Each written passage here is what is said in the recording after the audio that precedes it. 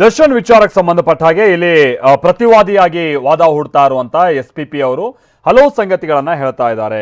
ಅಂದ್ರೆ ರೇಣುಕಾ, ನಾನು ಮೊದಲೇ ಹೇಳಿದಾಗೆ ಇಲ್ಲಿಂದ ಈಗ ಶುರು ಮಾಡೋದಾದ್ರೆ, ಈಗ ರೇಣುಕಾ ಸ್ವಾಮಿ ವಿರುದ್ಧವಾಗಿ ಒಂದು ಷಡ್ಯಂತ್ರ ರೂಪಿಸಿದ್ರು ಆತನನ್ನು ಪತ್ತೆ ಹಚ್ಚಬೇಕು ಅನ್ನುವಂಥ ನಿಟ್ಟಿನಲ್ಲಿ. ಆತನನ್ನ ಪರಿಚಯನೇ ಇಲ್ಲ ಅಥವಾ ಆತ ಗೊತ್ತೇ ಇಲ್ಲ ಅನ್ನುವಂಥ ಹಂಗಲ್ಲ, ವಾಸ್ತವದಲ್ಲಿ ಇವರಿಗೆ ಆತ ಗೊತ್ತಿತ್ತು. ಮುಂದುವರೆದ ಭಾಗವಾಗಿ ಕಾರ್ನಲ್ಲಿ ಆರೋಪಿಗಳೆಲ್ಲ ಇರುವಂತದ್ದು ಪತ್ತೆಯಾಗಿದೆ. A6 ಪಕ್ಕ ರೇಣುಕಾ ಸ್ವಾಮಿ ಕುತ್ಕೊಂಡಿರುವಂತದ್ದು ಕೂಡ ಗೊತ್ತಾಗಿದೆ CCTVನಲ್ಲಿ. ಹೈವೇ ಪಕ್ಕ ದುರ್ಗಾ ಬಾರ್ನಲ್ಲಿರುವಂತಹ CCTV ದೃಶ್ಯವೂ ಲಭ್ಯ ಆಗಿದೆ. CCTV ದೃಶ್ಯ, ಇಟಿಯೋಸ್ ಕಾರ್ನಲ್ಲಿ ಇವರು ಇದ್ದದ್ದು ಇದೆಲ್ಲವೂ ಕೂಡ ಸೆರೆಯಾಗಿದೆ. ಕಾರ್ನಲ್ಲಿ ಆರೋಪಿಗಳಿರುವಂತದ್ದು ಈ ದೃಶ್ಯದಲ್ಲಿ ಸ್ಪಷ್ಟ ಆಗಿದೆ. A6 ಪಕ್ಕ ರೇಣುಕಾ ಸ್ವಾಮಿ ಕುಳಿತಿರುವಂತದ್ದು ಕಂಡು ಬರುತ್ತೆ ಕೂಡ. ಸೊ ಹೈವೇ ಪಕ್ಕ ಒಂದು ದುರ್ಗಾ ಅಂತೇಳಿ ಒಂದು ಬಾರ್, ಆ ಬಾರ್ನ CC ಕ್ಯಾಮ್ರಾದಲ್ಲಿ ಇದೆಲ್ಲವೂ ಕೂಡ ಗೊತ್ತಾಗಿದೆ ಅಂತ ಹೇಳ್ತಾ ಇದ್ದಾರೆ.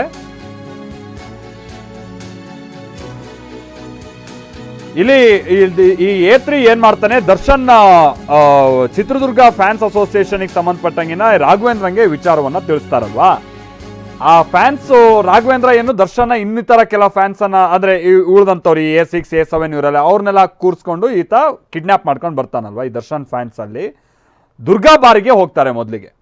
ಇವ್ರು ಎಂತ ದುರುಳರು ಅಂತ ಅಂದ್ರೆ, ಈ ದರ್ಶನ್ ಫ್ಯಾನ್ಸ್ ಅಸೋಸಿಯೇಷನ್ಗೆ ಸಂಬಂಧಪಟ್ಟಂಗಿನ ಅಧ್ಯಕ್ಷ ಮತ್ತೆ ಇನ್ನು ಉಳಿದಂತವ್ರು ರೇಣುಕಾ ಸ್ವಾಮಿ ಕೈಯಲ್ಲಿ ಆಮೇಲೆ ಕುತ್ತಿಗೆಯಲ್ಲಿದ್ದಂಥ ಚೈನು, ಉಂಗ್ರ ಇದನ್ನೆಲ್ಲ ಮೊದಲಿಗೆ ಕಿತ್ಕೊಂತಾರೆ.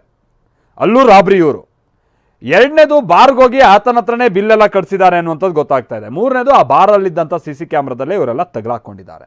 ಅದೇ ಬಾರ್ ವಿಚಾರವನ್ನ ಹೇಳ್ತಾ ಇದ್ದಾರೆ, ದುರ್ಗಾ ಬಾರ್. ಆ ದುರ್ಗಾ ಬಾರ್ ಹತ್ರ ಹೋಗಿ ಬಹುಶಃ ಅವರು ಹೈವೇ ಪಕ್ಕ ದುರ್ಗಾ ಬಾರಲ್ಲಿ ಹೋಗಿ ಇವರೆಲ್ಲ ಕುಡ್ತಾ ಜಾಲಿ ಮೋಜು ಮಸ್ತಿ ಮಾಡಿದಾರಲ್ಲ, ಏನೋ ನಮಗೊಂದು ಟಾಸ್ಕ್ ಕೊಟ್ಟಿದ್ರು, ಆ ಟಾಸ್ಕನ್ನ ನಾವೀಗ ಈ ಹುಡುಗನ ಎತ್ತಾಕೊಂಡು ಹೋಗ್ತಾ ಇದ್ದೀವಿ ಅಂತ ಹೇಳ್ಕೊಂಡು ಅಲ್ಲಿ ಇವರೆಲ್ಲ ಇದ್ದದ್ದು ಸೆರೆಯಾಗಿದೆ ಅನ್ನೋದನ್ನ ಈಗ SPP ಹೇಳ್ತಾ ಇದ್ದಾರೆ. A6 ಪಕ್ಕ ಈ ವ್ಯಕ್ತಿ ಕೂತಿದ್ದ, ಯಾರು ರೇಣುಕಾ ಸ್ವಾಮಿ ಕುಳಿತಿರುವಂಥದ್ದು ಕೂಡ ಕಂಡು ಬರುತ್ತೆ. ಹೈವೇ ಪಕ್ಕ ದುರ್ಗಾ ಬಾರ್ನಲ್ಲಿ CC ಕ್ಯಾಮ್ರಾ ಇದೆ. ಸೊ ಅಲ್ಲಿ ಇದೆಲ್ಲವೂ ಕೂಡ ಪತ್ತೆ ಆಗಿದೆ ಆ CC ಕ್ಯಾಮ್ರಾ ಫುಟೇಜ್ನಲ್ಲಿ ಅಂತ. ಅಗೈನ್ ಇಲ್ಲಿ ಮೊದಲಿಗೆ ಷಡ್ಯಂತ್ರ ಅನ್ನುವಂಥದ್ದನ್ನ ರೂಪಿಸುವಂಥದ್ದು ಒಂದು ಆಗಬೇಕಿದೆ. ಎರಡನೇದಾಗಿ ಇವರೆಲ್ಲ ಒಬ್ರಿಗೊಬ್ರು ಪರಿಚಯಸ್ಥರು, ಈ ಆರೋಪಿಗಳು ಅನ್ನುವಂಥನ್ನ ರೂಪಿಸಬೇಕಾದಂಥದ್ದು ಆಗ್ತಾ ಇದೆ.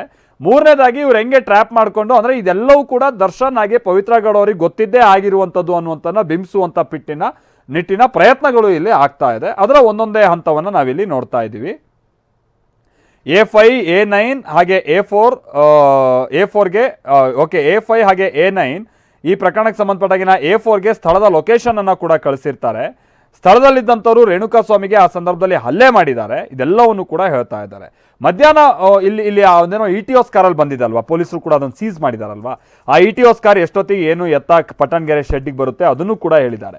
ಮಧ್ಯಾಹ್ನ ಸರಿಯಾಗಿ 1:32 ಇಟಿಯೋಸ್ ಕಾರ್ ಪಟ್ಟಣಗೆರೆ ಶೆಡ್ಗೆ ಬರುತ್ತೆ ಅನ್ನುವಂಥದ್ದನ್ನು ಕೂಡ ಉಲ್ಲೇಖ ಮಾಡಿದ್ದಾರೆ. ಮಧ್ಯಾಹ್ನ 1:32 ಇಟಿಯೋಸ್ ಕಾರ್ ಪಟ್ಟಣಗೆರೆ ಶೆಡ್ಗೆ ಬರುತ್ತೆ. ಅಷ್ಟರಲ್ಲಿ A3 ಅಂತ ಅಂದ್ರೆ ಪವನ್ನ ಸೂಚನೆ ಮೇರೆಗೆ A5 A9 ಅಲ್ಲಿಗೆ ತೆರಳುತ್ತಾರೆ. A5 A9 ಅವರು A4ಗೆ ಸ್ಥಳದ ಲೊಕೇಶನ್ ಅನ್ನ ಕಳಿಸ್ತಾರೆ. ಸ್ಥಳದಲ್ಲಿದ್ದಂಥವ್ರು ಆ ಸಂದರ್ಭದಲ್ಲಿ ರೇಣುಕಾ ಸ್ವಾಮಿಗೆ ಹಲ್ಲೆಯನ್ನ ನಡೆಸ್ತಾ ಇರ್ತಾರೆ ಅನ್ನುವಂಥದ್ದನ್ನು ಕೂಡ ಉಲ್ಲೇಖ ಮಾಡಿದ್ದಾರೆ.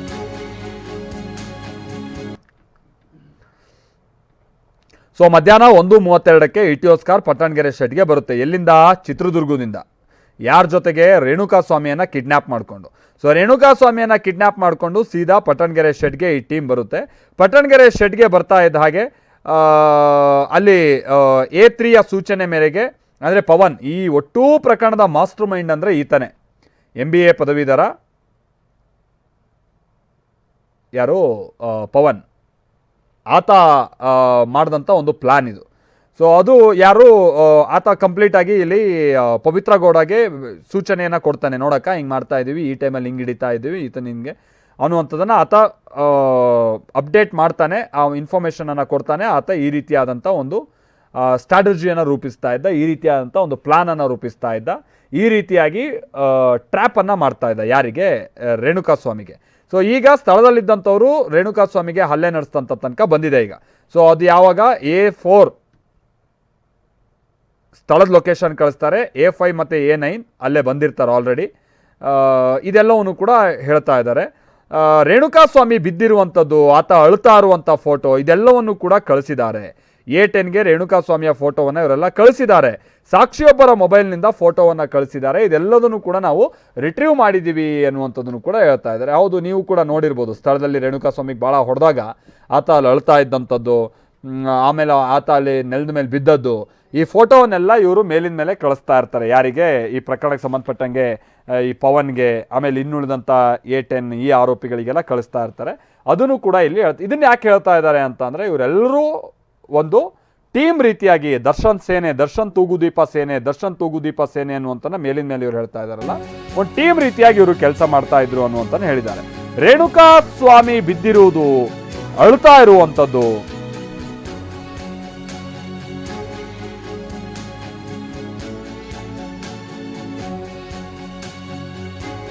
ಸೊ ಇದೆಲ್ಲ ಫೋಟೋಸ್ಗಳನ್ನು ಈತ A10ಗೆ ಕಳಿಸ್ತಾ ಇದ್ರು. ಸೊ A10 ಆ ನಂತರದಲ್ಲಿ A10 ವಿಚಾರಕ್ಕೆ ಈಗ ಬರ್ತಾರೆ. ಈಗ A3 ಆಯ್ತು. ಈಗ A3 ಹೆಂಗ್ ಟ್ರ್ಯಾಪ್ ಮಾಡ್ದ, ಏನು ಎತ್ತ, A3 A5ನ A4ನ ಎಲ್ಲ ಸ್ಪಾಟಿಗೆ ಹೋಗಿ ಅಂತ ಕಳಿಸಿದ್ದು, ಆಮೇಲೆ ಇದೆಲ್ಲವನ್ನು ಕೂಡ ಈಗ ಹೇಳ್ತಾ ಇದ್ದಾರೆ. ಅದರ ಮುಂದುವರೆದ ಭಾಗವಾಗಿ ರೇಣುಕಾಸ್ವಾಮಿ ಫೋಟೋಗಳನ್ನ ಇವ್ರು ತೆಗೆದಿರೋದು, A10ಗೆ ರೇಣುಕಾಸ್ವಾಮಿ, ಈಗ ಅದನ್ನ ನಿಧಾನಕ್ಕೆ ಈಗ ದರ್ಶನ್ಗೆ ಅದನ್ನ ಲಿಂಕ್ ಮಾಡೋಕೆ ಈಗ ಬರ್ತಾರೆ. ಈಗ ದರ್ಶನ್ಗೆ ಈ ವಿಚಾರ ಹೇಗೆ ಗೊತ್ತಾಯ್ತು, ಏನು ಎತ್ತ, ಅದನ್ನು ಕೂಡ ಈಗ ಮುಂದಿನ ಹಂತದಲ್ಲಿ ನೀವು ನೋಡ್ಬೋದು. ಅದನ್ನ ವಾದ ಹೂಡುವಂಥ ಸಂದರ್ಭದಲ್ಲಿ ಸಾಕ್ಷಿಯೊಬ್ಬರ ಮೊಬೈಲಿಂದ ಫೋಟೋವನ್ನ ಕಳಿಸಿದ್ದಾರೆ. ಆಮೇಲೆ ಇದಕ್ಕೆ ಸಂಬಂಧಪಟ್ಟಂಗೆ ಒಂದು ಲಾರಿಯ ಮಾಲೀಕ, ಆತ ಸಾಕ್ಷಿಯನ್ನ ಕೂಡ, ಆತನ ಹೇಳಿಕೆಯನ್ನ ಕೂಡ ದಾಖಲಿಸಿದ್ದೀವಿ. ಲಾರಿ ಯಾಕೆ ಅಂತಂದ್ರೆ ನೋಡಿ, ಇವೆಲ್ಲ ಇದ್ದಾವಲ್ಲ ಈ ಎಲ್ಲ ಫೋಟೋಗಳು. ಮತ್ತೊಂದು ಅಲ್ಲಿ ನೋಡಿ, ಅಲ್ಲಿ ಪಕ್ಕಕ್ಕೊಂದು ವೆಹಿಕಲ್ ಕಾಣಿಸ್ತಾ ಇದೆ.